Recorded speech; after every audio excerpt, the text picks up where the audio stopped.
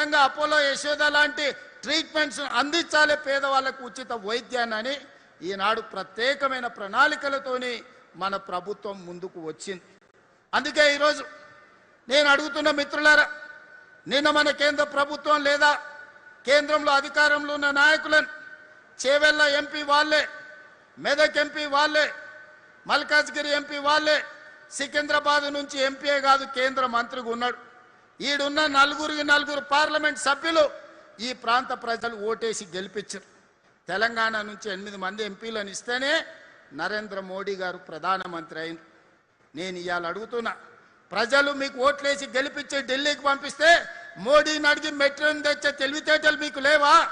Regional ring రోడ్కు నిధులు అడగాల్సిన అవసరం లేదా? గోదావరి నదీ జలాలు హైదరాబాద్ నగరానికి తాగడానికి నిధులు తీసుకురావాల్సిన అవసరం లేదా? సింగూరు నదీ జలాలను హైదరాబాద్కి తేవాల్సిన అవసరం లేదా? వీటి మీద మీరు మోడీ గారిని అడగరా? మూసీ నది ప్రక్షాళన కోసం కేంద్ర ప్రభుత్వం నుంచి అనుమతులు తీసుకురమ్మంటే అది చేత కాదు. కానీ ఈడుండి పొంకనాలు కొడుతున్నారు. ఆయన పెద్ద మనిషి కిషన్ రెడ్డి వెనకటికి ఎవరో చెప్పిండంట, పొంకనాలు పోసిగానికి 3 ఎడ్లుంటే 36 దొడ్లునే. అయ్యా కిషన్ రెడ్డి, నువ్వు ఎంత మొనగానువో ఎంత లడాయికోతో తెలంగాణ వాళ్ళందరికీ తెలుసు. నీ తెలివితేటలు ఆపేయి. మోడీ గారిని అడుగు, ప్రాణహిత చేవెళ్ల మీద తుమ్మిడేటి ప్రాజెక్టు మహారాష్ట్ర ముఖ్యమంత్రి మనతో చర్చించడానికి రాకుండా అడ్డుపడుతున్నది మీరు కాదా? ఈరోజు గోదావరి నుంచి ఈ నగరంలో విస్తరిస్తున్న జనాభాకు 20 టీఎంసీల తాగునీళ్లు తేవాలని పనులు ప్రారంభిస్తే ఆ నిధులు రాకుండా అడ్డుకుంటున్నది మీరు కాదా?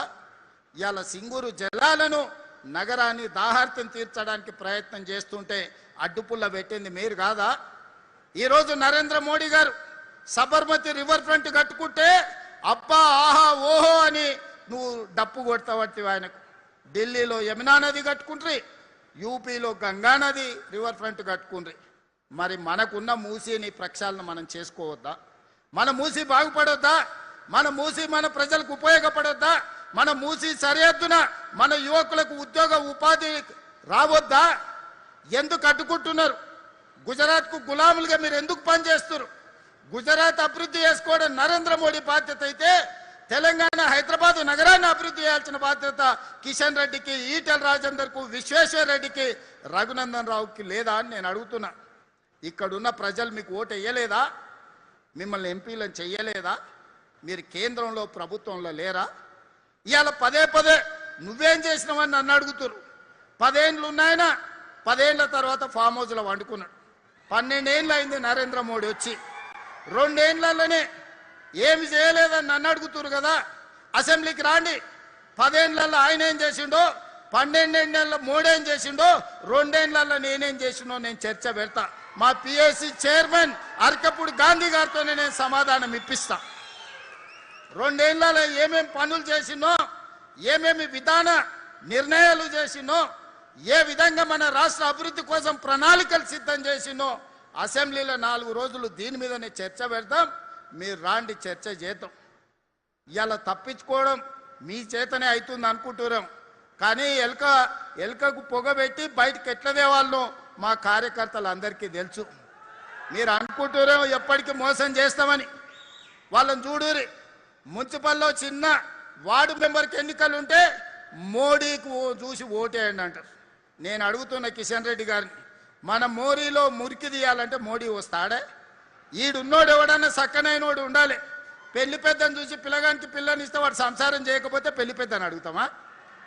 ఇవాళ ఈడ ఓట్లు వేసేటోడు మనకు పని చేసేటోడు అయి ఉండాలి, మనకు అందుబాటులో ఉన్నోడు కావాలి, మన సమస్యలు తెలిసినోడు కావాలి.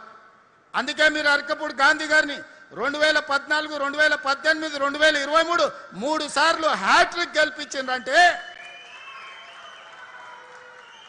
మీ సమస్యల పట్ల అవగాహన ఉండి మీకోసం కొట్లాడుతున్నాడు కాబట్టి 3 సార్లు ఎమ్మెల్యేగా గెలిపించింది.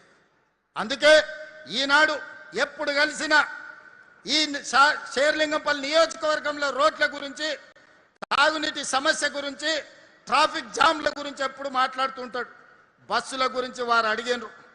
తొందరలోనే గాజుల రామారంలో 100 ఎకరాల అంతర్జాతీయ బస్ టెర్మినల్ని కట్టుకోబోతున్నాం.